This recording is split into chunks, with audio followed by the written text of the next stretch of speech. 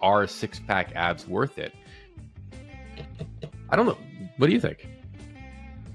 I think it's worth. I think you can't answer that question until you actually get there. Yeah. Okay. I'll back that up. Yep. Because how do you know? Yeah. You can't know what the effort is on your part to get there until you've actually got there, and then only once you've arrived, once you've lived in that state. Especially, again, speaking as if this is the first time you've ever achieved that. You've never actually had visible abs and you finally get there, which I think is the framing of the question. Only then can you decide, was all of that effort worth whatever's happening now? Bringing you a reasoned approach to health and fitness. This is the Phi Life Podcast. Welcome to the Phi Life Podcast. I'm John Barber, and with me is Brad Pilon. And I ended up down a Reddit rabbit hole. And the title was, is getting to 10% body fat worth it? That was, okay. It's a little ambiguous because what does worth it mean? The very first question is, what does worth it mean? And we're obviously talking about dudes or people. Yes, guys. Women, it's 10% of it. Yeah, okay. That makes sense. Definitely not worth it for women. I don't even know how I don't even think that's possible. But yeah, like for an hour on stage. But even then, we've trained fitness competitors who won shows and were ripped and they were still in the mid-teens. And unless you go ahead. I'm trying to think the leanest. Lauren's probably one of the leanest ones I've ever seen. I think she was 14 when she competed. Right. So. And this is partly because of the body fat storage, upper to lower body. Into. Yeah. Right. Yeah. And the storage for a woman in their legs is going to be a little bit higher. So even though they can come in at single digits in their upper body, their lower bodies won't get there. Maybe a few bodybuilders who've used so much androgens might for women. But anyways, we're talking about guys here. Yeah. So 10% body fat for guys. Most guys picture that as being a full set of visible abs, but not stepping on stage in a fitness or bodybuilding competition, but your typical Marvel superhero body that any of the actors manage to get into. And if they're in a shirtless scene and they have the full set of abs and there's division between all their muscles, and it's as far as most people ever imagine they'd want to get, who are not at all interested in ever competing.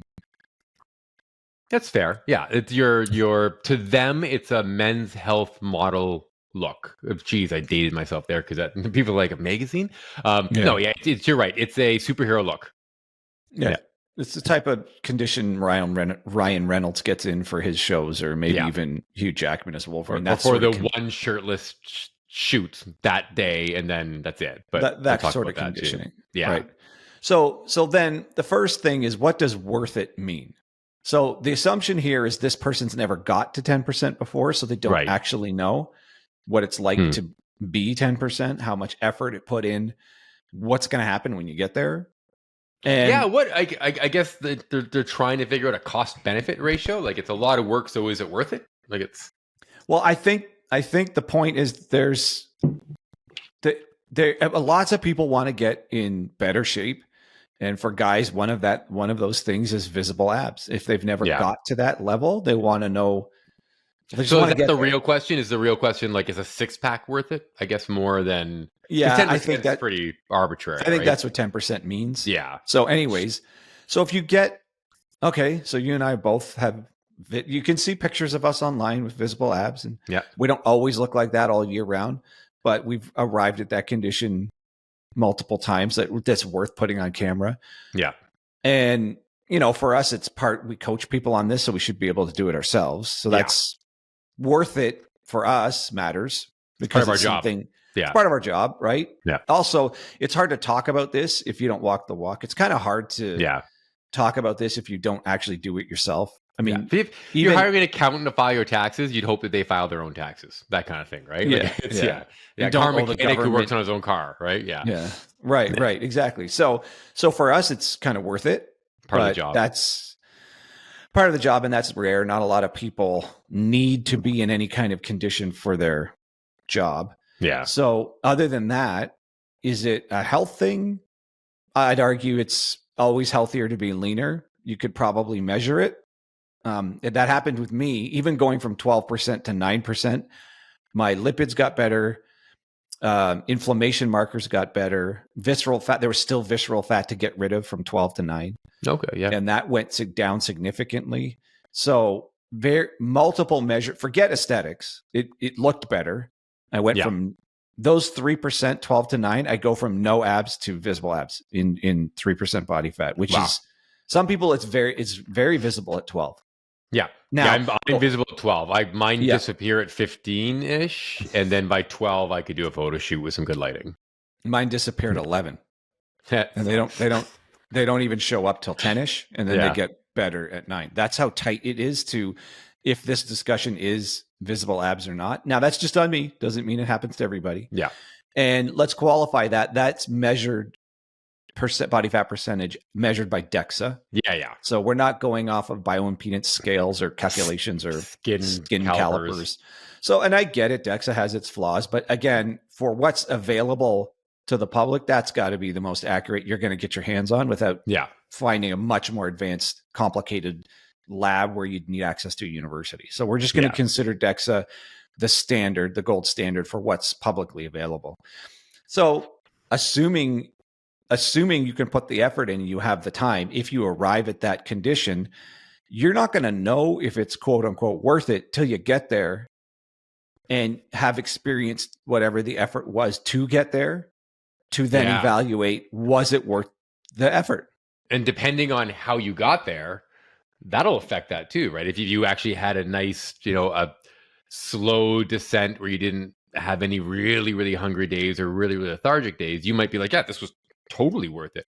Whereas if you really battled to get there and those last weeks were just that horrible feeling of depriving yourself, you'd be like, there's not an ab in the world that's worth this feeling. So it's kind of subjective that way too, right? It just what kind of work you do. Right. Yeah. And the other thing, and I guess we're just going to kind of throw away the 10% thing and just consider that the true question is visible abs, I think is what the question actually is. So some people might get there sooner than others. Yeah. In the true measurable body fat sense, like Brad said, he can get to what you would call visible abs at 12%. I got to get to 10 or lower for it to get to the same, just to be able to see them. So for me, I have to go lower. Now the question is that actually harder for me, or is the effort, the relative effort, the same? So it doesn't really matter what the percent is. And in this case, that's weird. Yeah, who cares what the percent is? I'm sure the question really means visible abs. So if you get to that, what do you think is going to happen in your life? Are you going to start a YouTube channel? Are you going to start an Instagram channel and start selling stuff? Yeah. Well, but what is? Yeah. What's the magic that you're expecting out of that one? Yeah. Do you expect? Yeah, the percentage is weird because so I'm visible abs at 12, you're visible abs at 10. And then Greg O'Gallagher's DEXAs always come in between 6 or 7 because the guy carries virtually no fat in his legs. Like his legs are always lean, which sounds awesome, except then you realize that Greg's got to get down to 6 or 7% and maintain that for his job, right? So everyone's going to be a little bit different. So what we're really asking is abs. Are abs worth it? Are visible abs worth it? But then it even gets a bit more messy because we've helped people get down to 6% body fat and they still didn't have visible abs because they had no ab muscles. Right? So you have big blocky ab muscles from a lifetime of lifting or awesome genetics, then they're going to just pop. But if there's nothing there, then it doesn't matter how lean you get, there's nothing there, right? You're just going to need the world's best overhead lighting. So it comes down to what muscle is there and then how lean you get, where does your body place fat, etc. But regardless of all of that, if you get abs and it's a beautiful six-pack, I mean, like, mind-blowingly, stunningly great six-pack, what changes? Right. Self-esteem, probably a bit. I mean, you could be proud of it. You might you obviously it is an accomplishment, no matter how much people try to kind of knock it down a bit. That's some hard work for a lot of people, not everyone. Yeah, well, based on the question and anyone asking, is it worth it? Yeah, obviously this is an effort. It's not someone who, and we all know somebody who kind of. Right. There's a few people, not a lot, but there's a few people who kind of their abs are always visible no matter what condition they're in. So this isn't for that person. That for them, there's nothing about worth. It's just kind of how they look. Yeah. So for everybody else who's trying to get to that condition, is it worth it? So what do you think's going to happen is there something you would hope to happen that justifies the effort, or is what you're hoping to happen only justifies a certain amount of effort, but not, double that effort, because whatever it is you think is happening on the other side? Wow, that's like, if it earns you $1 million, I know this is kind of absurd. Totally It's worth it. But you're a model, almost, right? Something like that. Yeah. Worth almost any effort. If Yep. you know a big paycheck is on the other side of it. Let's say you I don't know, you had some sort of acting or modeling contract, but part of it is, for you to get the part, you have to have that. You just have to look that way. The Jason Momoa rule, right? He doesn't diet or lift a weight unless someone's paying him. Done. Exactly. Yeah. Right. And to him, it's worth it. That's a very good example. Now he's big time Jason famous. Momoa. Yeah. But that's another example of someone who has to put effort in, and the calculation for the effort's clear for him. It's like, of course, I'm getting in that shape to play any one of the roles, any one of the superhero roles or whatever that he plays. So for you, what is it going to be? You get in that shape. Okay. It's something to be proud of. You can hang your hat on it. You can forever say you did it. So that's where I was going to go. It's a really odd double-edged sword, because I was about to say, based on my experience, every guy should get down to having abs once in their life, just to know that you can do it and what it looks like.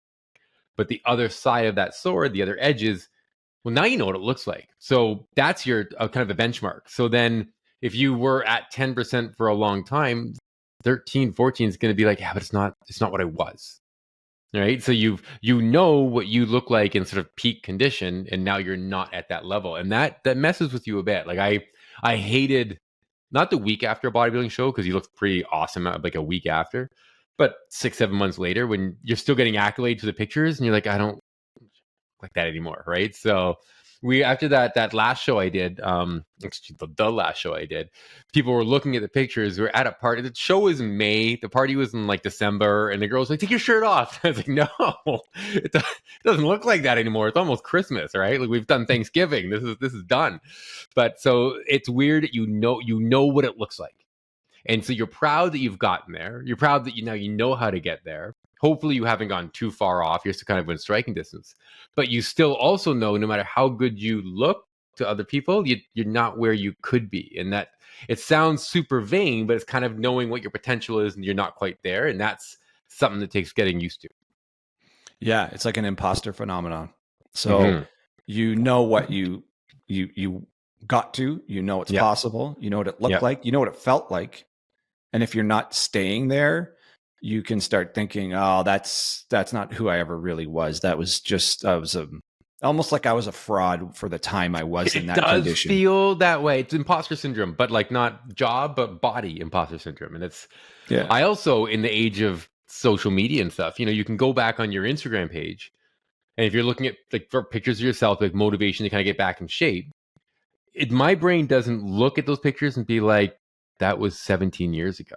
That I go back to the very, very early ones, and like that, I'm going to try to get back to that, right? And so that's another almost imposter syndrome, that you don't want to admit that you're not chronologically there anymore. So that's a bit difficult. But you're not that. Yeah, I do like the fact that people who have gotten there do appreciate the work that it takes, but also that it's possible for them. It does get rid of the it's just not, my genetics or metabolism or whatever. That whole story in your head disappears, and you know that with a lot of hard work you did get there. I think that helps.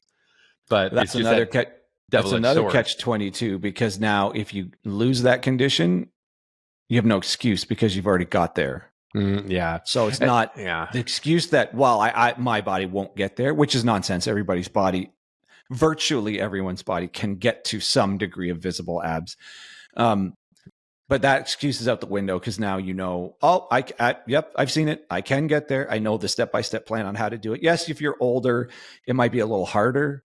Yeah. But it's not, the fundamental things are the same. Like the same calorie restriction or some amount of energy restriction has to happen. The same amount of effort in the gym has to happen. It's kind of all that stuff's the same.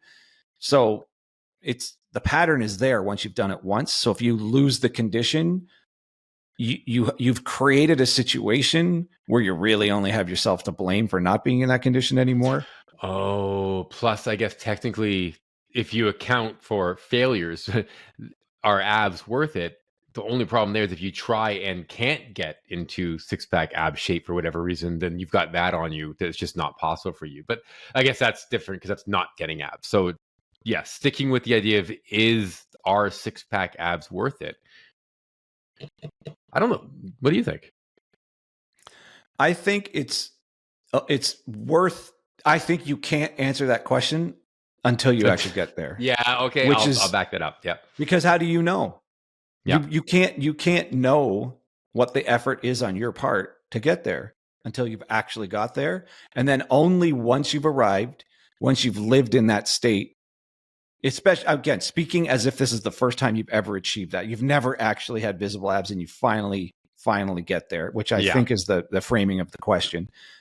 Only then can you decide, was all of that effort worth whatever's happening now that they look like this?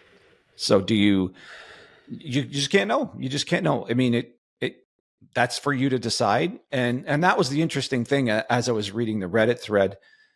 Somebody, I don't think anyone actually said that. Most people who've been there were chiming in on, not for me, it ruined my life, it sucked. Really? Oh, well, yeah, other people, everyone had a different take, and a lot of people were chiming in who'd actually done it. And it seemed like it was a lot of either ex-fitness competitors or bodybuilders, or I don't know, somebody who pushed it that hard and actually got there. Now, again, I'm assuming they're telling the truth, and you can't never know. Even if they upload a picture, who knows whose picture that is, right? But the people were chiming in were quite pointed on it. So again, I have no idea if these people were telling the truth or lying, but it seemed as though some of them, the way they were saying it, that's probably a real take on this. And yeah, for some people, they're like, it was way too much effort, and they didn't stay in that condition. For some people, it felt like they got there and they've set a new standard for the conditioning they expect their body to be in. Right. They didn't really explain if they were always visible six pack, but it sounds like they got to a new level of conditioning, much lower body fat, and now they hover around a much lower body fat. So there's another layer here. Let's say you get there. And what happens 6 months or a year later? Are you still in that condition? Did you lose some of that condition? Yeah. Then you have a 6 month later, was it worth it? You have a 1 year later, was it worth it? So when it just first happens and you finally see it in the mirror, you're going to be excited. It looks really good. But there's a worth it on that day, or on those days when it's finally you see it. And when I say on that day, they literally kind of show up in the last couple of weeks for many people, the way they kind of come in from a visual standpoint. Yes. And then thereafter, there's multiple timelines of worth it. Like 6 months later, 2 years later, was it worth it? Are you still in that condition? Or have you gained all the weight back and you feel lousy that you got there and you lost it? So there's degrees and timelines of worth it answers. Right. Yeah. And to Brad's point, all of this, I think, only even makes sense if you're doing a weight training workout that builds an aesthetic there to see. Yeah. Builds the abs, and not necessarily direct ab work, but your whole body. I don't think people are thinking skinny legs, skinny arms, underdeveloped chest, no real shoulders to speak of, and just rippling abs. Yeah. I don't think anyone's thinking that when they say that. I think we're talking about, my assumption is we're talking about guys doing a whole body routine, whatever the split is, where when they get to that degree of body fat where the abs are visible, we're also talking about developed arm, shoulders, chest, like it's like a, fitness competitor body. I think that's really what the question is. Yeah. So it's really almost is getting in shape worth it. Yeah. Right. Cause and just the 10% thing is the thought of what they think the whole body must look like at that, which the simple way to say it is, because some guys' arms and legs are way more defined, even though they can't see abs yet. So no one's saying, well, can I get into a shape where arms and legs and chest look good, but I don't have no abs? And it's not a thing, right? The abs if the abs are in there, everything else also looks pretty lean, pretty defined. Yeah. It's probably the last thing to show up, right? So because you can have vascular arms, like veins in your shoulders, but still have a little bit of a ring right below the belly button, right? Like, so it's the last thing to show up for sure. I'm going to go with worth it as a life experience. Just knowing that you can get down there. But to your point, you only really can answer that question once you've gotten there. and then subjectively based on how you got there and how it affected you. But in general, I think that battle and that discipline makes it a worthwhile process for a lot of guys. Yeah. Done. I'm going to say this. I don't want to say this, but I'm going to say it. Done healthily, but not. You know what I mean? Done with some degree of common sense. That's what I'll say. Yeah, that's a good point.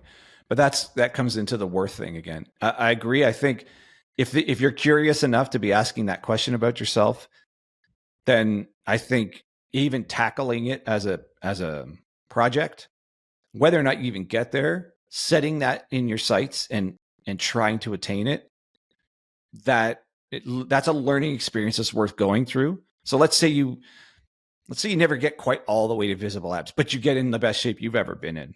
Yeah. Well, that was, to me, that was worth it. Like, you went on that, you tried, you pushed. Like, you have to have some kind of target, like some kind of goal. The one good thing about it is it's a pretty simple, definable goal. It's, I got to keep going until I can see something in my midsection. I either can see it or I can't. And I just keep going. It's a very simple goal. And fundamentally, it's not that hard to like pursue it. Now, again, we're assuming weight training is a must, because we've had guys get all the way down to 6% body fat and no visible abs. So we're not talking about that. We're talking about a developed physique, like overall developing muscle and then stripping off body fat. So like a mini version of doing a bodybuilding cut down. Yeah. To look, or a fitness competitor thing, just not taking it all the way to getting on stage.